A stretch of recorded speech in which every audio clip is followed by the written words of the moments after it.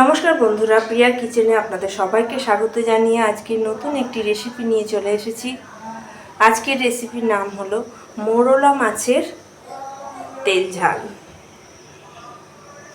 আমি কেমনভাবে বানাই সেটাই আপনাদের সাথে আজকে আমি শেয়ার করব। চলুন দেখে নেওয়া যাক তাহলে আমি কি দিয়ে রেসিপিটা বানাই। তো বন্ধুরা, আজকে আমি বানাবো মোরলা মাছের তেল ঝাল রেসিপি। প্রথমেই আমি মাছগুলোকে কেটে ভালো করে ধুয়ে নিয়েছি, পরিষ্কার করে ধুয়ে নিতে হবে। তারপরে আমি নুন আর হলুদ মাখিয়ে রেখে দেব, ভালো করে মাখিয়ে নেব। এটা বানানোর জন্য আমার লাগছে পেঁয়াজ কুচি, এক টুকরো লেবু কেটে নিয়েছি, টমেটো কুচি, কাঁচা লঙ্কা ছিঁড়ে নিয়েছি, আর একটু সর্ষে বাটা লাগবে। সাথে থাকছে নুন আর সর্ষের তেল, এটা ছাড়া তো মাছ ভাজাই যাবে না। জ্বালিয়ে আমি কড়াই বসিয়ে দিয়েছি, কড়াইটা এবার গরম করে নেব তেল দিয়ে। তেলটা গরম করে নেব কড়াইতে। দেখো বন্ধুরা, তেলটা আমার গরম হয়ে গেছে, কড়াই থেকে ধোঁয়া ছাড়ছে।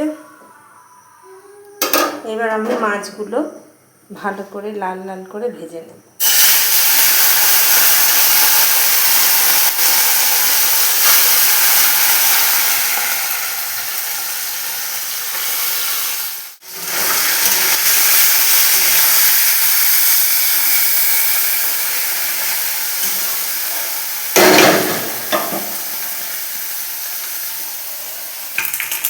তো দেখুন বন্ধুরা, আমার মাছটা লাল করে ভাজা হয়ে গিয়েছে।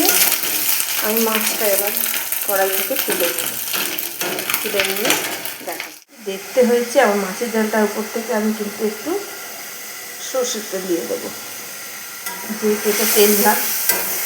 তো মাছের ঝালটা আমার হয়ে এসছে, একদমই হয়ে গেছে। দেখতে খালি দেখুন কতটা সুন্দর হয়েছে, খেতে না জানি আরও কত সুন্দর হবে। তো আমি গ্যাসের ফ্লেমটা বন্ধ করে দিলাম।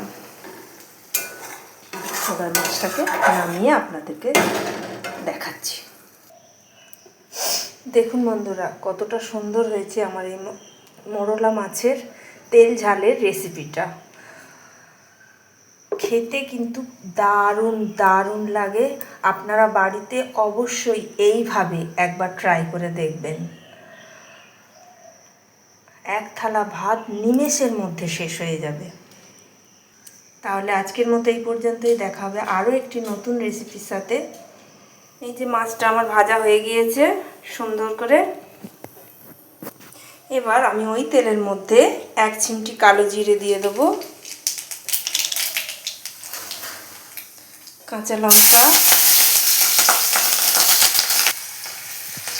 এবার পেঁয়াজগুলো দিয়ে ভেজে নেব লাল করে।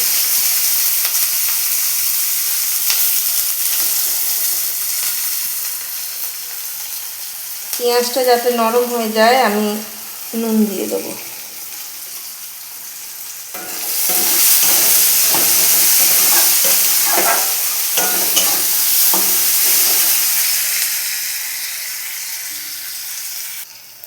পেঁয়াজগুলো আমার লাল করে ভাজা হয়ে গিয়েছে। এবার আমি টমেটো কুচিগুলো দিয়ে দেবো, দিয়ে ভালো করে টমেটোটা নাড়তে থাকবো।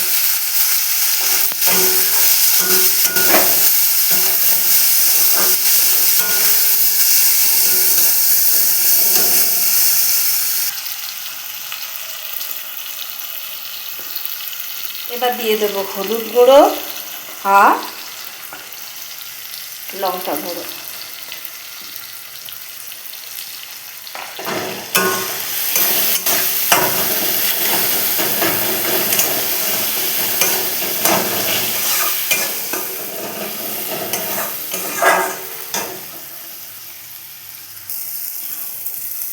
এবার এর মধ্যে একটু লেবুর রস দিয়ে দেবো। দেখুন বন্ধুরা, টমেটোটা আমার ফুলে এসছে, তেলটাও ছেড়ে দিয়েছে কড়াই থেকে।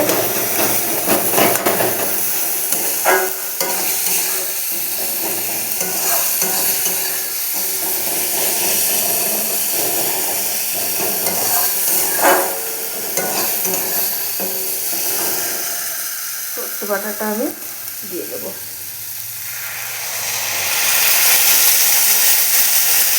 কালো অংশটা দেবো না।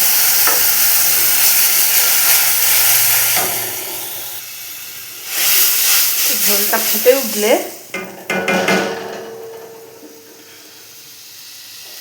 আমি এর মধ্যে এক টুকরো দিয়ে আমের কাসুন্দি এটা দিয়ে দেবো। এটা দিলে টেস্টটাই অন্যরকম হয়ে যাবে। এই মাছের ঝাল এক থালা ভাতের সাথে আর কিছুই লাগবে না, শুধু এইটা দিয়েই ভাত খাওয়া হয়ে যাবে।